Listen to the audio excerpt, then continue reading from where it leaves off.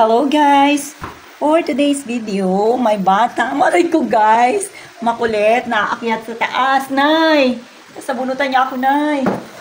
Yan si Nanay, magkakape rin siya guys. Kasi nilalamig daw siya. Kahit nga ako guys, tignan niyo pawis na pawis. Oh. Pero si Nanay magkakape. Ano ba yan? Ano kayo nararamdaman ni Nanay ngayon guys? Ito si Yayam, tignan niyo guys. Akong inyong mapapansin guys, tatlo lang na naman kami ulit dito sa bahay. At ang aking mga kasama ay maliligali guys. Hindi alam ang kanilang mga gagawin. Ang init-init ng panahon dito, Nay.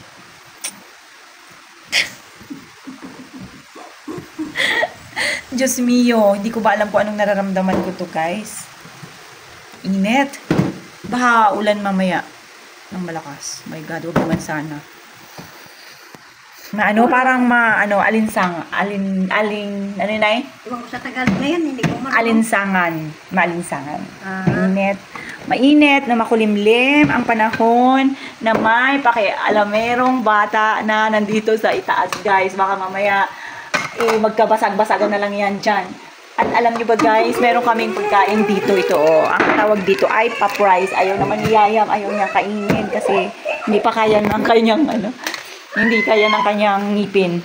Mahina pa ang kanyang teeth. Minute. Yan guys, so parang uulan dito ngayon sa amin. Malungkot na naman, wala si Big Boss.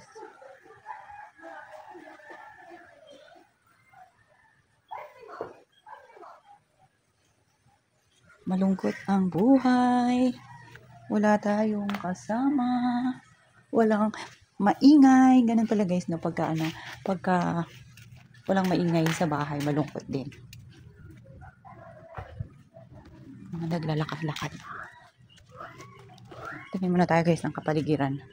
So, wala na, tahimik na kasi malapit na magpasko.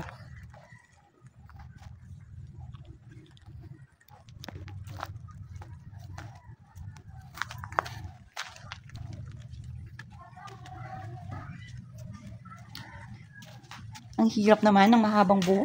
At yan nga guys, hindi ko nasusuklain ng husto yung aking buhok. Kaya medyo pa siya. Medyo gusot-gusot pa ang aking hairdo. Nahihirap din pala na maging mahabang buhok na no. Nahirapan ako sa aking buhok. Diyos mio. Papariban ko nga ito, Nay. Marunong ka mag-reband, Nay? Ba't natatawa ka, ha? Guys, natatawa si Nanay, guys. Ayaw niya i-reband yung aking buhok. Ganda. Maganda pa sa lagay na yan. Hindi pa ako nagsusuklay niya, Naya. Tingnan nyo, guys. Ang stress pala, guys, nakakapatanda, no?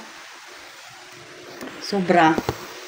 So, ayan, guys, hanggang dyan lang muna. Mag-aayos muna ako kasi today is birthday ng aking sister. So, kailangan kong pumunta doon. Baka magtampo na naman siya.